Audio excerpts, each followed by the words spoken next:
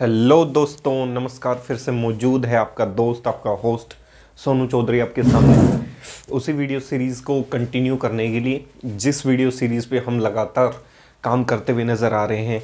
Video series का जो नाम है वो है आपका chapter number 2, that is called acid, base and salt. जहाँ तक उम्मीद करता हूँ एसिड की जो प्रॉपर्टीज़ हैं, एसिड्स के जो पुराने कंसेप्ट हैं, अर्हेनियस कंसेप्ट हैं, how to dilute an acid जो कंसेप्ट है, प्रॉपर्टीज़ ऑफ एसिड जो है, यूजेज ऑफ एसिड है, उसके बाद हमने तैयारी की थी दूसरे सेक्शन की, that is cold basis. Basis के बारे में हमने मोटी मोटी जो बातें थी, प्रॉपर्टीज़ थी, अर्हेनियस जो कंसेप्ट्स थे, उनके बारे में क्या कर लिया था, इंट्रोडक्शन कर लिया था। तो उम्मीद करता हूँ वो चीज़ यहाँ तक आपको पूर्ण रूप से क्लियर हो गई होगी। उसके बाद हम चलेंगे किसके ऊपर, न्यूट्रलाइजेशन रिएक्शन के ऊपर।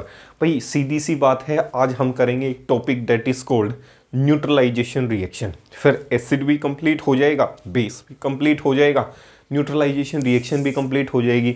फिर चलेंगे हम किस सेक्शन की तरफ, पीएच स्केल की तरफ। किसकी तरफ भाई, पीएच स्केल जो जेएल सोरेनसन द्वारा दिया गया। फिर उस पीएच स्केल के ऊपर करेंगे आराम से न्यूमेरिकल, किस प्रकार के न्यूमेरिकल आपके सिलेबस में आते हैं या फिर किसी भी प्रकार के कॉम्पिटिटिव एग्जाम में आते हैं। तो उम्मीद करता हूँ ये सेक्शंस आपको पसंद आएंगे। और उसके बाद करेंगे कि role of pH in everyday life, कि किस तरीके से आपके दिन प्रतिदिन की जो दिनचर्या है उसको पीएच जो है वो प्रभावित कर सकती है। तो हमेशा की तरह शुरू करने से पहले अपने सेक्शन को आपके सामने फिर से 4 लाइनें मौजूद हैं, ध्यान से सुनना है। ध्यान से सुनने के लिए क्या कह रहा है भाई, 2 बातें उनसे की तो दिल का दर्द खो गया। क्या कह रहा है भाई, 2 बातें उनसे, किनसे, उनसे। 2 बातें उनसे की तो दिल का दर्द खो गया। लोगों ने हमसे पूछा तुमको क्या हो गया। लोगों ने हमसे पूछा कि तुमको क्या हो गया। हम तो बस यूं ही मुस्कुरा कर रह गए। अब कैसे कहें हमें भी किसी से प्यार हो गया। तो उम्मीद करता हूँ ये शायरी जो है वो आपको पसंद आई होगी। प्यार मोहब्बत की शायरी कुछ समय से आपके लिए इसलिए सुनाई जा रही है क्योंकि लगातार एक जैसा कंटेंट देखने से व्यक्ति थोड़ा सा क्या हो जाता है, ऊब जाता है। तो थोड़ा सा कंटेंट को अलग प्रकार की दिशा दी गई है। ध्यान से सुनना है भाई। आप मुझे मेरे ऊपर ही लगा सकते हो, अब सामने तो कोई है नहीं तो अपने ऊपर ही लगा के शायरी को कह सकता हूँ। 2 बातें उनसे की तो दिल का दर्द खो गया। किनसे की, उनसे। 2 बातें उनसे की तो दिल का दर्द खो गया। लोगों ने हमसे पूछा तुमको क्या हो गया। हम तो बस यूं ही मुस्कुरा कर रह गए। अब कैसे कहें हमें भी किसी से प्यार हो गया। तो उम्मीद करता हूँ ये 4 लाइनें आपको पसंद आई होंगी। जैसे ही वीडियो सेक्शन की अगर बात की जाए, ख़त्म करेंगे वीडियो सेक्शन को, फिर आपको एक छोटा सा जोक सुनाया जाएगा जो आपको उम्मीद करता हूँ पसंद आएगा। फिलहाल के लिए जिस चीज़ के लिए हम यहाँ पहुँचे हैं उस चीज़ का करना या होना ज़्यादा इम्पोर्टेंट है as compared to other things. चलते हैं अपनी वीडियो सेक्शन की तरफ। वीडियो सेक्शन जो है वही वो किसके ऊपर बेस है, that is called neutralisation reactions. Mechanism करेंगे भाई आज कि how does a neutralisation reaction operates. ठीक है जी, सेपरेट सेक्शन है न्यूट्रलाइजेशन के ऊपर, बिल्कुल बेस से 0 से मैक्सिमम लेवल तक आपको ले जाने की कोशिश की जाएगी आपके दोस्त के द्वारा। तो सबसे पहले क्वेश्चन आता है कि न्यूट्रलाइजेशन रिएक्शंस होती क्या हैं। तो कल भी पढ़ा था हमने दोज रिएक्शंस। कौन सी reactions, those reactions in which acids reacts with bases to form salt and water as a major product. To form salt and water as a major product, this reaction is called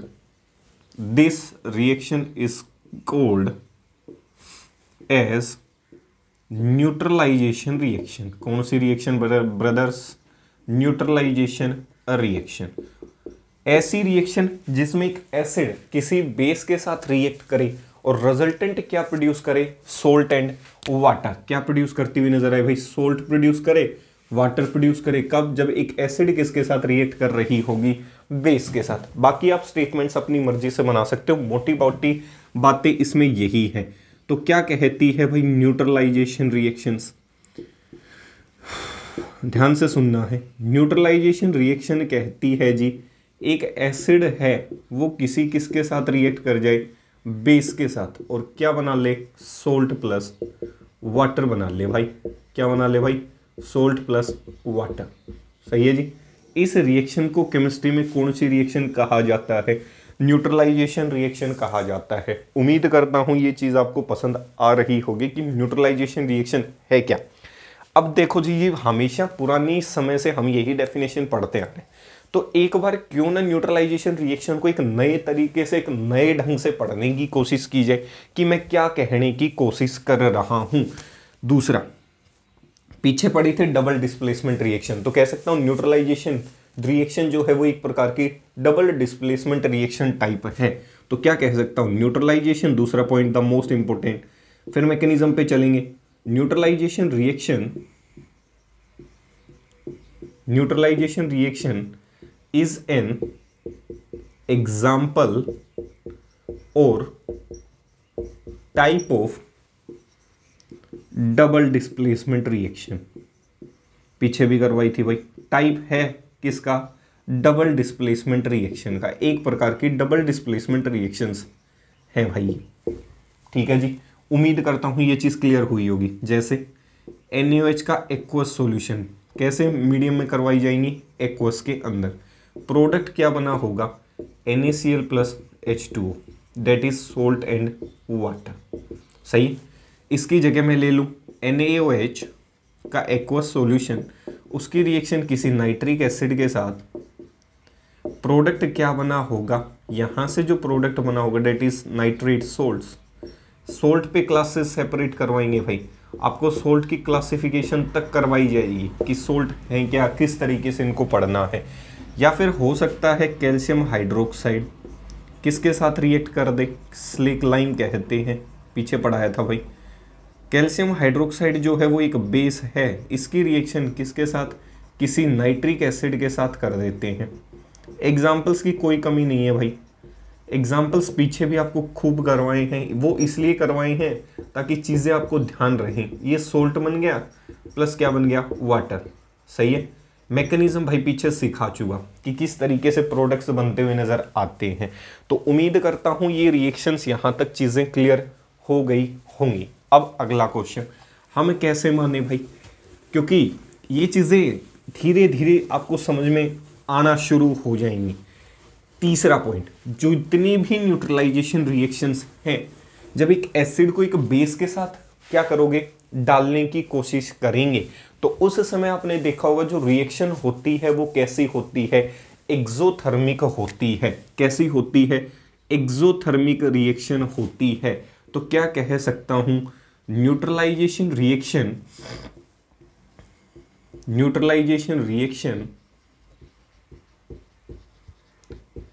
is a exothermic reaction.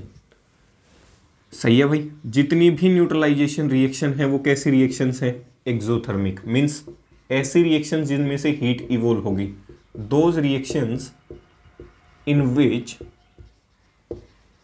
Which heat is evolved, ऐसी reactions जिनमें heat evolve होती हुई नजर आए। इसका मतलब neutralisation reaction एक प्रकार की एक्सोथर्मिक रिएक्शन है। तो पीछे हमने पढ़ा था कि जो एक्सोथर्मिक रिएक्शंस हैं उनको दिखाने के लिए, एनर्जी के लिए हम कौन सा सिंबल इस्तेमाल करते हैं, उसकी एंथैल्पी। और किसी का डेल्टा एच या एंथैल्पी कैसी हो जाए, नेगेटिव, तो किसको डेजिग्नेट करता है, रिएक्शन एक्सोथर्मिक नेचर को। For neutralisation reaction delta H पीछे पढ़ाया था भाई, पहले चैप्टर में जाके देख सकते हो। जो एंथैल्पी चेंज होता है, जो हीट चेंज होता है, क्या होता है भाई, हीट चेंज, वो कैसे साइन के साथ दिखाया जाता है, नेगेटिव साइन के साथ। और जब नेगेटिव साइन होता है तो रिएक्शन कैसी रही होगी, एक्सोथर्मिक रही होगी। कैसी रही होगी, एक्सोथर्मिक रिएक्शन रही होगी। तो जितनी भी न्यूट्रलाइजेशन रिएक्शंस हैं वो एक प्रकार की कैसी रिएक्शन है भाई, एक्सोथर्मिक रिएक्शन है। अब थोड़ा सा डिटेल में चलते हैं। अगर ये एक्सोथर्मिक रिएक्शंस है तो दूसरा क्या कह सकता हूं, हीट इवोल्व हुई होगी इन रिएक्शंस में। अब ऐसा हो नहीं सकता कि सभी एसिड और सभी बेस जो हैं सबकी स्ट्रेंथ बराबर रही होगी। वीडियो सेक्शन में strength of acid and strength of base करवाया था। कोई एसिड स्ट्रॉन्ग होती है तो कभी बेस स्ट्रॉन्ग होता है, तो कभी वीक एसिड होती है तो स्ट्रॉन्ग बेस होता है। तो इसका मतलब हीट तो इवोल्व हुई होगी, ये तो कंफर्म है। हीट तो क्या हो रही है रिएक्शन में, इवोल्व हो रही है, रिएक्शन एक्सोथर्मिक है। लेकिन सभी रिएक्शंस में से जो हीट इवोल्व होगी वो जरूरी नहीं कि हमेशा क्या हो, बराबर इवोल्व हो। ये इंपॉर्टेंट चीज है। तो क्या कह सकता हूं, the amount of energy released, कह सकता हूं भाई the amount of energy released और change take place depends upon the strength of acid and the strength of base। the most important line भाई, कितनी अमाउंट ऑफ हीट एब्जॉर्ब या evolve होगी भाई। डेल्टा एच कैसा है, नेगेटिव। अब ऐसा नहीं हो सकता कि सभी की हीट बराबर रिलीज हो जाए, इतना कंफर्म है रिएक्शन एक्सोथर्मिक होगी, इसमें तो कोई दो राय है ही नहीं। लेकिन कितनी अमाउंट ऑफ हीट एब्जॉर्ब या इवोल्व हुई वो किस पे डिपेंड करता है, स्ट्रेंथ ऑफ एसिड या बेस पे। स्ट्रेंथ का मतलब उसकी ताकत पे डिपेंड करता है कि पूरा डिसोशिएट हुआ that is strong, partially dissociate हुआ दैट इज वीक। तो छोटी सी आपके सामने एक ट्रिक बता देता हूं। एसए का मतलब है स्ट्रॉन्ग एसिड, सही है। एक आइडिया दे देता हूं कि किस में ज्यादा हीट इवोल्व होती है। और एस बी का जो मतलब है that is strong base. Cases बना देता हूं ताकि आप हायर सेक्शंस तक आपको किसी प्रकार की दिक्कत ना हो। अगर स्ट्रॉन्ग एसिड और स्ट्रॉन्ग बेस है तो इसकी जो एंथैल्पी ऑफ न्यूट्रलाइजेशन, ऐसे दिखाते हैं, सही है भाई। इसकी जो एंथैल्पी ऑफ क्या है, न्यूट्रलाइजेशन, वो कैसी होगी, एक्सोथर्मिक। और कितनी हीट इवोल्व होती हुई नजर आएगी ये भी फिक्स है, -57.1 किलो जूल पर मोल। अगर स्ट्रॉन्ग एसिड को स्ट्रॉन्ग बेस के साथ आपने डिसोल्व करवा दिया तो रिएक्शन एक्सोथर्मिक होगी, पक्का है, कंफर्म है, कोई दो राय नहीं है।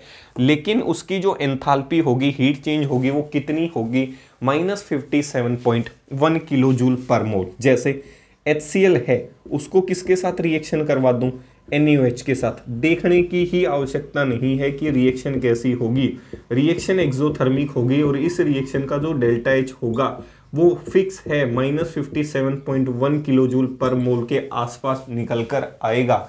क्योंकि स्ट्रॉन्ग एसिड और स्ट्रॉन्ग बेस की वजह से जो हीट इवोल्व होती है वो केमिस्ट्री में कितनी मानी जाती है, -57.1 किलो जूल पर मोल। ठीक है जी।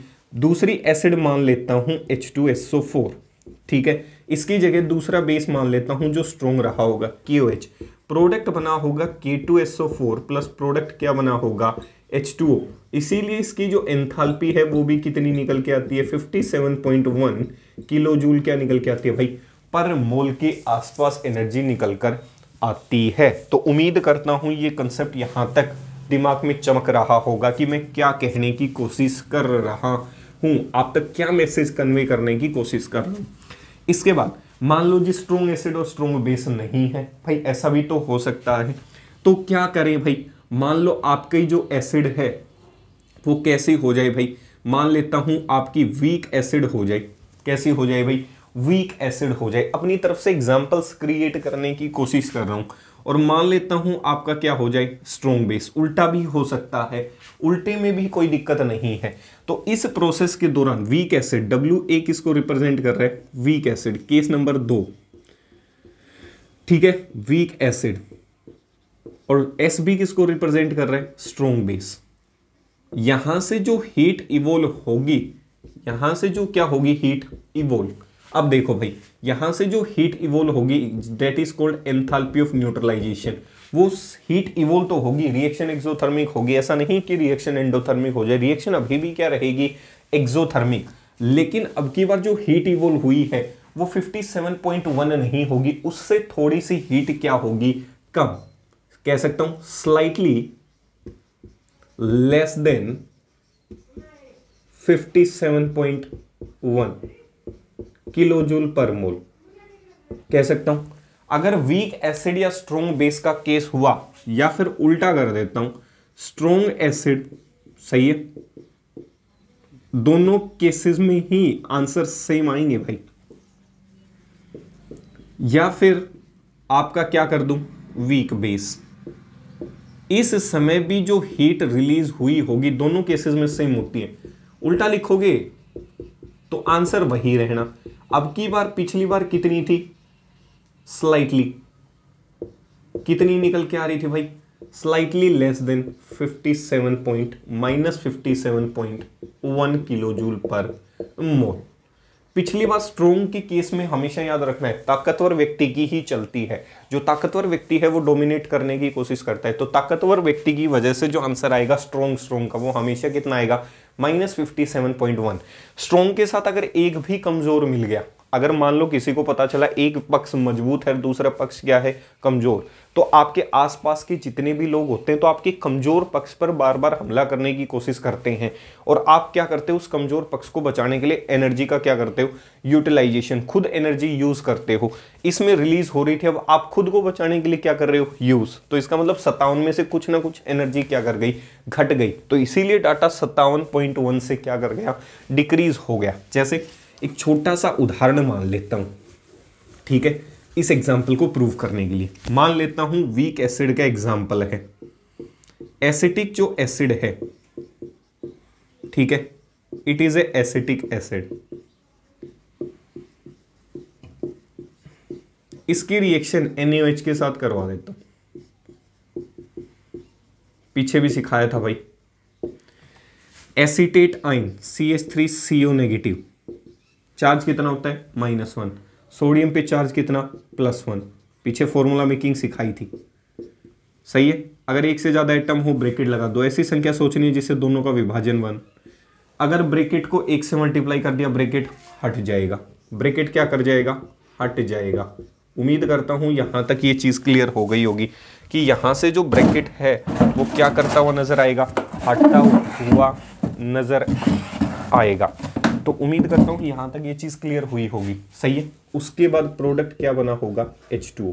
इसे क्या कहा जाता है, सोडियम एसीटेट कहा जाता है। क्या कहा जाता है, सोडियम एसीटेट। और सोडियम एसीटेट एक प्रकार का क्या है, सोल्ट है, और ये क्या है, वाटर। इस रिएक्शन के दौरान स्मॉल अमाउंट ऑफ हीट जो है वो किसके द्वारा एब्जॉर्ब कर ली जाती है, एसिटिक एसिड के द्वारा, अपनी डिसोसिएशन, क्योंकि ये पूर्ण रूप से क्या नहीं होती, डिसोशिएट नहीं होती। तो स्मॉल अमाउंट ऑफ हीट क्या कर ली जाती है, एसिटिक एसिड के द्वारा एब्जॉर्ब कर ली जाती है फॉर देयर फर्दर डिसोशिएशन। तो क्या कह सकता हूं भाई, इस रिएक्शन के अंदर, in this reaction A small amount of heat is absorbed by acetic acid। लगभग कितनी एब्जॉर्ब कर ली जाती है, +1.5 kilo joule per mole. In this reaction small amount of heat is absorbed bye acetic acid because it is a weak acid and it is partially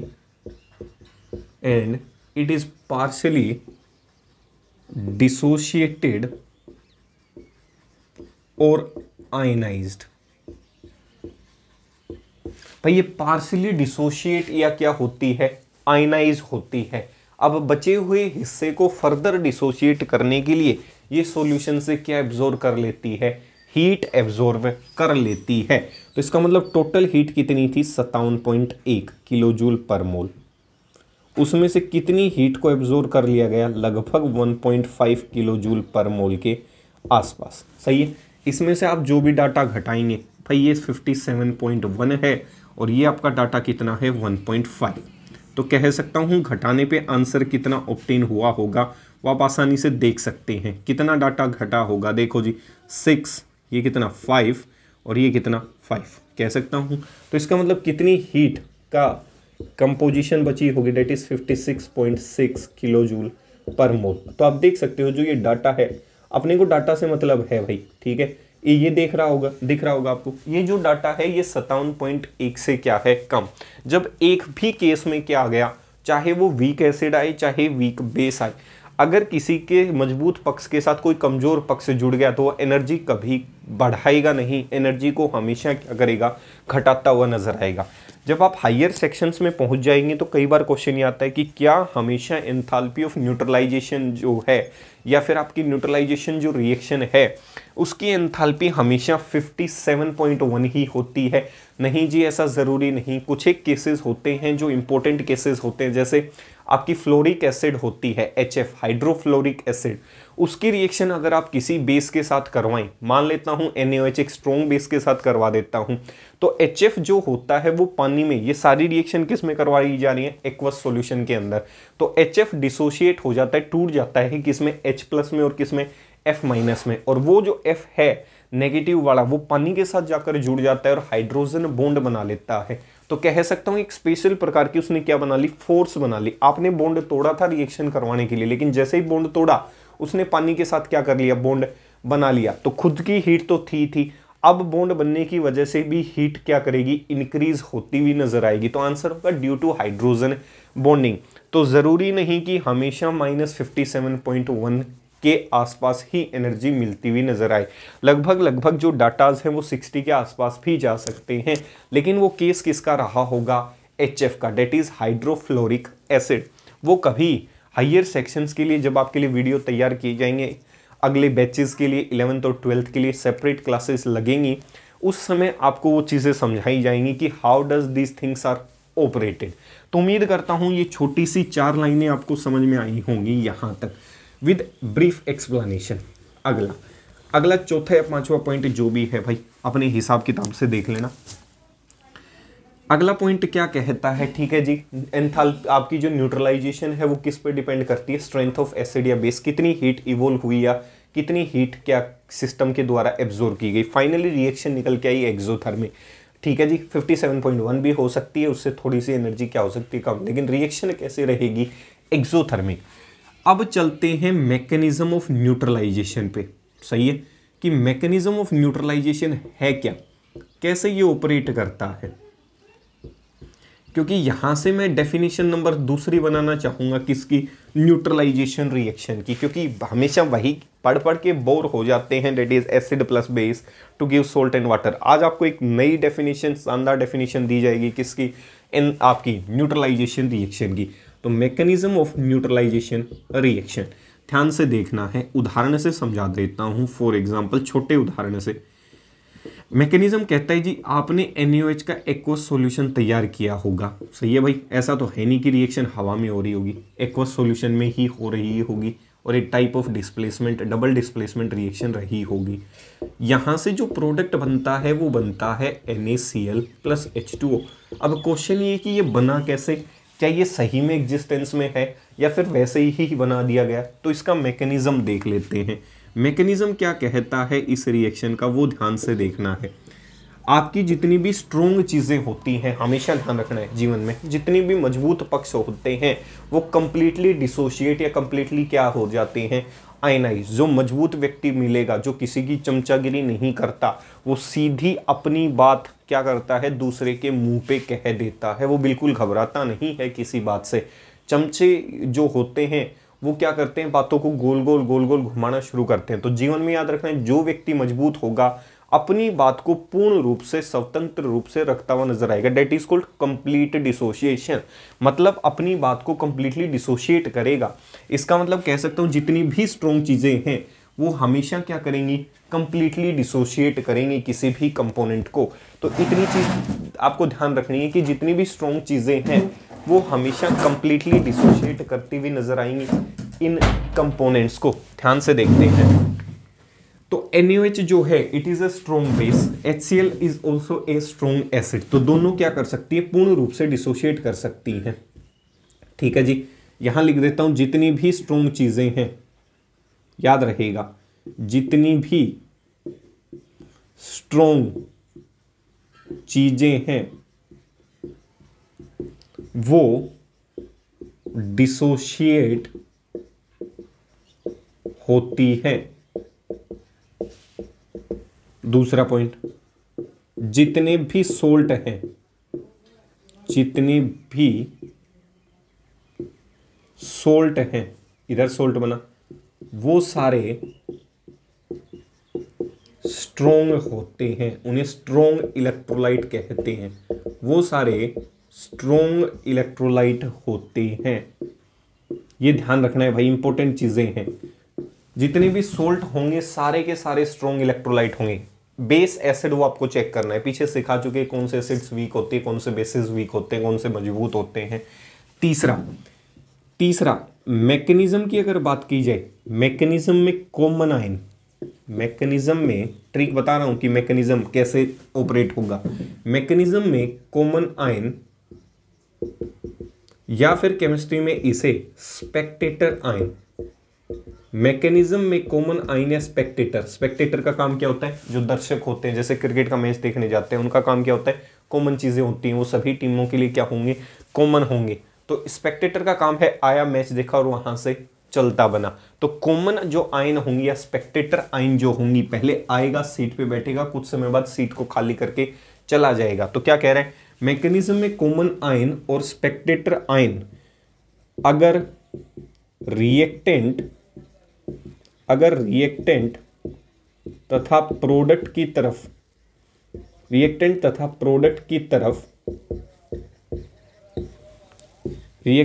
product की तरफ मौजूद हैं तो एक दूसरे को कैंसिल कर देना है, एक दूसरे को कैंसिल कर देना है। भाई ये ट्रिक्स कहीं भी बुक्स में नहीं लिखी हुई, आपके लिए हिंदी सारांश, हिंदी कंक्लूजन इसलिए लेके आया हूं ताकि आपको वो चीज़ें क्लिक कर जाएं कि मैं मैकेनिज्म कह क्या रहा हूं। ऐसे नहीं कि आया और धुआंधार कार्यक्रम शुरू कर दिया। तो आपको भी समझना जरूरी है, आपको भी समझाना ज़रूरी है। ये मेरी ज़्यादा मोरल ड्यूटी है, मोरल रिस्पॉन्सिबिलिटी है कि वो चीज़ें आपको क्लिक करती हुई नजर आए। अब शुरू करते हैं मैकेनिज्म, ध्यान से देख। It is a strong and salt जितने भी होते हैं सारे स्ट्रोंग, और जितनी भी स्ट्रोंग चीज़ें होती है वो आयनाइज हो जाती है। तो NaOH जो है, पीछे पढ़ाया था आयनिक रिएक्शंस में, आपका जो NaOH है वो पहले से ही डिसोशिएट फॉर्म में एग्जिस्ट करना पसंद करता है। ऐसे Na+ रहा होगा, OH- रहा होगा, कह सकता हूँ H+ रहा होगा, Cl- रहा होगा क्योंकि स्ट्रोंग है।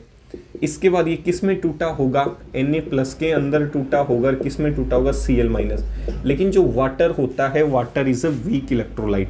वाटर क्या होता है, वीक इलेक्ट्रोलाइट होता है, ये ध्यान रखना है हमेशा, क्योंकि pH करेंगे वहां काम आएगा। Water is a weak electrolyte, और जितनी भी वीक चीजें होती हैं पीछे पढ़ा चुका हूं, उन्हें डबल हेडेड एरो से दिखाया जाता है। तो ये डिसोशिएट नहीं होगा, ये जैसा था वैसा का वैसा रहेगा। अब देखो ध्यान से, जो चीज कॉमन है, रिएक्टेंट, ये क्या है, रिएक्टेंट, और ये क्या है, प्रोडक्ट्स। सही है, पीछे लिखवाया था जो रिएक्टेंट और प्रोडक्ट में जो आयन कॉमन होंगी, उन आयन्स को आपस में कैंसिल कर देंगे, that is called spectator ion या कॉमन आयन। तो कॉमन आयन Na+ इधर भी है, इधर भी Na+ है। H+ की बात की जाए, कॉमन इधर Cl- है और Cl- है। फाइनल रिएक्शन क्या हुई, H+ एक्वस हुआ, OH- हुआ, और आपस में रिएक्शन करके किस में कन्वर्ट हो गया, H2O के अंदर। इस रिएक्शन को भी आप क्या कह सकते हो, न्यूट्रलाइजेशन रिएक्शन कह सकते हो। तो परिभाषा आप इस आधार पे भी दे सकते हो। तो ये परिभाषा भी पूर्ण रूप से सही है। तो ये परिभाषा क्या कहती है, डेफिनेशन क्या कहती है न्यूट्रलाइजेशन की, डेफिनेशन कहती है जी, क्या कहती है, those reactions in which H positive ion, H positive ion किससे बनी है, एसिड से बनेगी। OH नेगेटिव आयन किससे आई है, बेस से ही आएगी। और किससे आएगी भाई, those reactions in which H positive ions produced from acid combines with OH negative ion produced from base result in formation of water, result in formation of water. This effect is also known as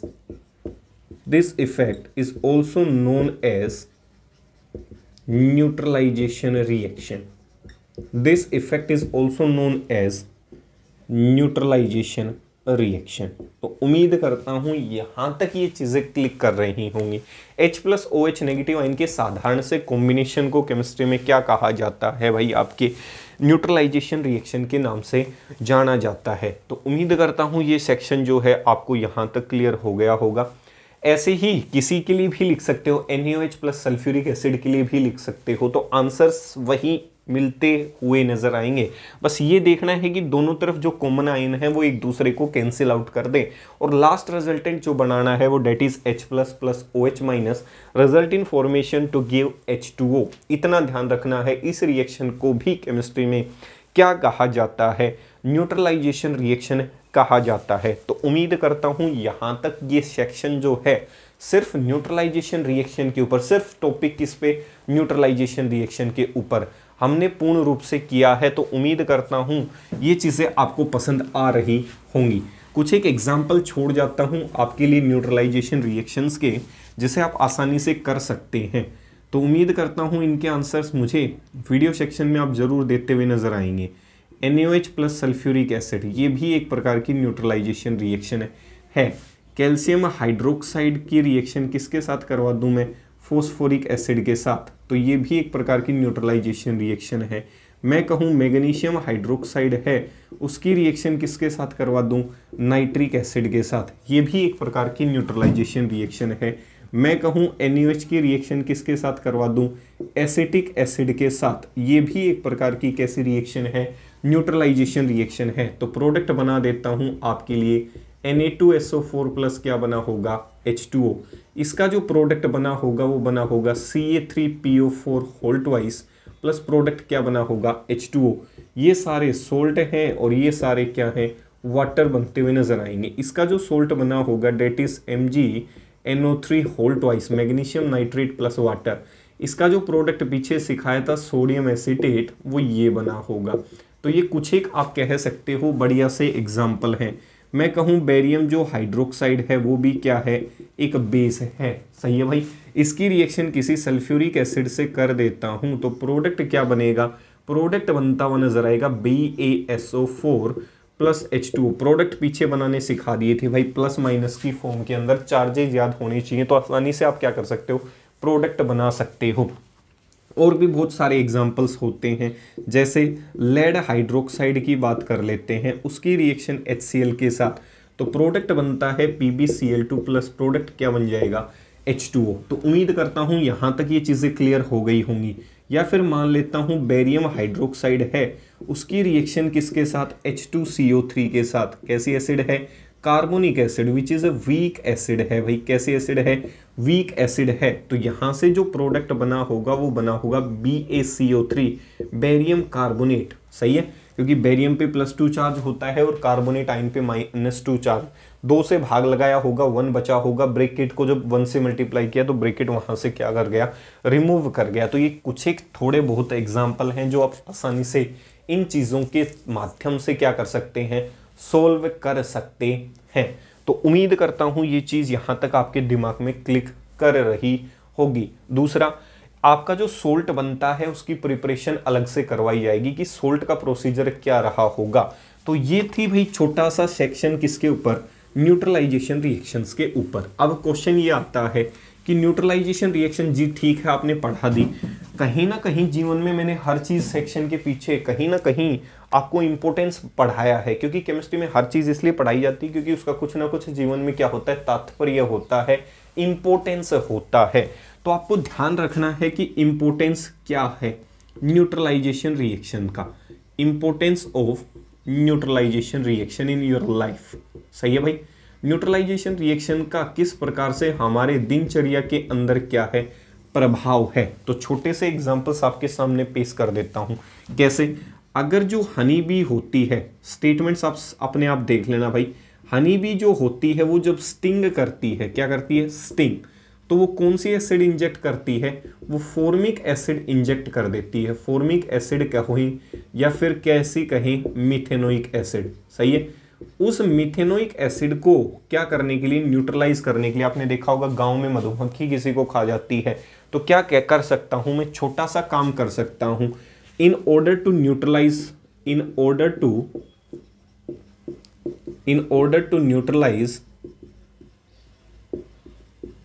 formic acid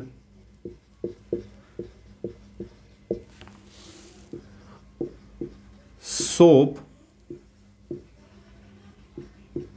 solution is used। आप क्या इस्तेमाल कर सकते हो, soap इस्तेमाल कर सकते हो। क्या इस्तेमाल कर सकते हो भाई, सोप। आपको पढ़ाएंगे सोडियम और पोटासियम की एक लंबी चेन होती है, that is called soap. Fatty acid plus base से बनता है, तो सॉल्यूशन कैसा होता है, बेसिक ही होता है। वो सिखाएंगे कि बेसिक ही क्यों है, एक सेपरेट चैप्टर सेक्शन करेंगे, that is called salt hydrolysis, क्योंकि उस पर भी क्वेश्चन आते हैं जो बुक में नहीं दे रखा पर वो आपको करवाया जाएगा। In order to neutralise formic acid आप आसानी से क्या इस्तेमाल कर सकते हैं, सोप सॉल्यूशन का क्या कर सकते हैं भाई, इस्तेमाल कर सकते हैं। दूसरा, मान लो मधुमक्खी की जगह वाष्पो आप क्या कह सकते हो, ततैया कह सकते हो। ततैया जो होता है वो देखा होगा आपने, सही है। अगर वो आपको क्या कर जाए, स्टिंग कर जाए, क्या कर जाए, स्टिंग, तो वो आपके शरीर में क्या इंजेक्ट कर देता है, वो इंजेक्ट कर देता है बेस। क्या इंजेक्ट कर देता है, बेस। ध्यान रखना है, ऊपर वाले ने, मधुमक्खी ने एसिड, आपका जो ततैया होता है उसने क्या इंजेक्ट किया, बेस। तो यहां से इन ऑर्डर टू न्यूट्रलाइज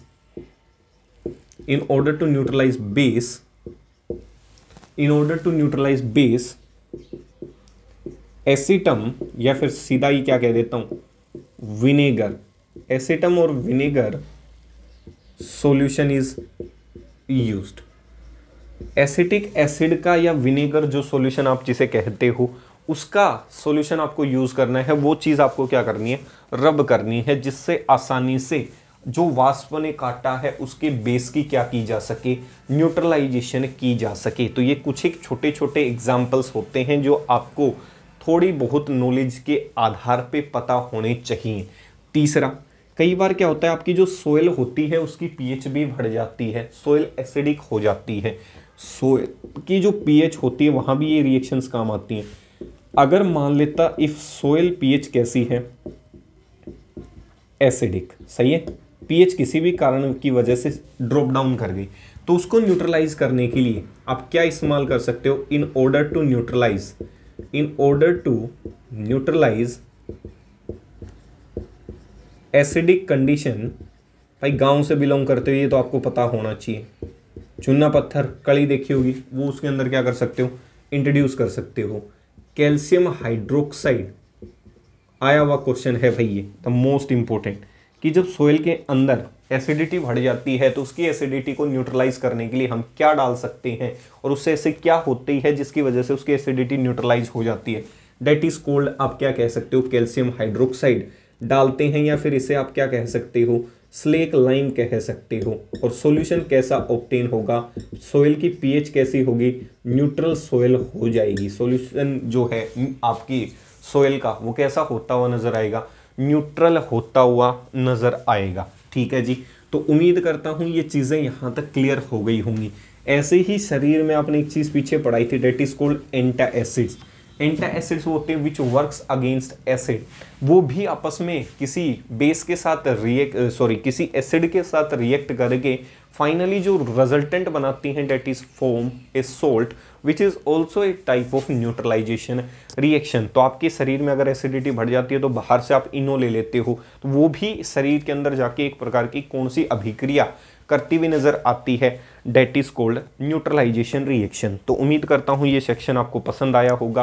अब आपका दोस्त, आपका होस्ट सोनू चौधरी जाने से पहले, जैसा कि मैंने वादा किया था, आपके लिए एक जोक है, चुटकुला है, कुछ भी समझ सकते हो आप उस चीज़ को, तो ध्यान से सुनना है जाने से पहले। टीचर क्या कह रहे हैं भाई, आजकल के टीचर और स्टूडेंट बड़े ही कमाल के हो गए हैं, और स्टूडेंट तो बिल्कुल भगवान हो गए हैं, जीनियस हो गए हैं। पढ़ाई लिखाई से उनका कोई नाता नहीं है फिलहाल, क्योंकि आजकल जो एजुकेशन है that is completely based on student oriented. ठीक है जी, सच बात यह है कि टीचर की सच में वैल्यू नहीं है आज के समय में। सुनने में थोड़ा आपको ऑकवर्ड लगे, बुरा भी लग सकता है, लेकिन सच बात यही है। आसपास के माहौल में यही सिखाया जा रहा है लोगों के द्वारा कि जितनी भी गलतियां की जा रही हैं वो एक अध्यापक के द्वारा की जा रही हैं, उसमें बच्चे का किसी भी प्रकार का सहयोग नहीं है। इसी वजह से भारतवर्ष जो है एजुकेशन के मामले में तो पिछड़ता हुआ जा रहा है कुछ चुनिंदा लोगों की वजह से।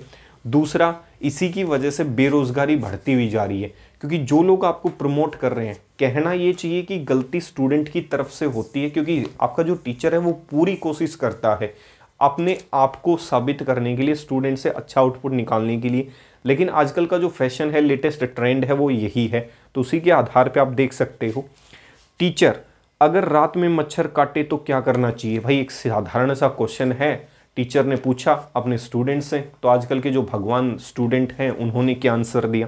टीचर अगर रात में मच्छर काटे तो क्या करना चाहिए। लड़का चुपचाप खुजाकर सो जाना चाहिए। क्या कह रहा है भाई, टीचर ने छोटा सा क्वेश्चन किया, टीचर अगर रात में मच्छर काटे तो क्या करना चाहिए। लड़का चुपचाप खुजाकर सो जाना चाहिए, क्योंकि आप कोई रजनीकांत तो हो नहीं जो मच्छर से सॉरी बुलवा लोगे। तो ये आजकल के स्टूडेंट्स के आंसर होते हैं। सामने वाले को कह रहे हैं जी आप रजनीकांत थोड़ी हो कि आप उस मच्छर से क्या बुलवा लोगे, सॉरी बुलवा लोगे। रोबोट मूवी देखी होगी आपने, उस मूवी के अंदर क्या होता है कि वो जो मच्छर है वो heroine that is called Aishwarya Rai उसको काट कर चला जाता है, तो रजनीकांत का जो रोबोटिक फॉर्म है उस मच्छर से क्या बुलवा लेता है, सॉरी बुलवा लेता है। तो उसी के आधार पे एक छोटा सा जोक था। अगर वीडियो सेक्शंस आपको पसंद आ रहे हैं तो आपसे अनुरोध है ज़्यादा से ज़्यादा लाइक करें, शेयर करें, सब्सक्राइब करें। जय हिंद, जय भारत।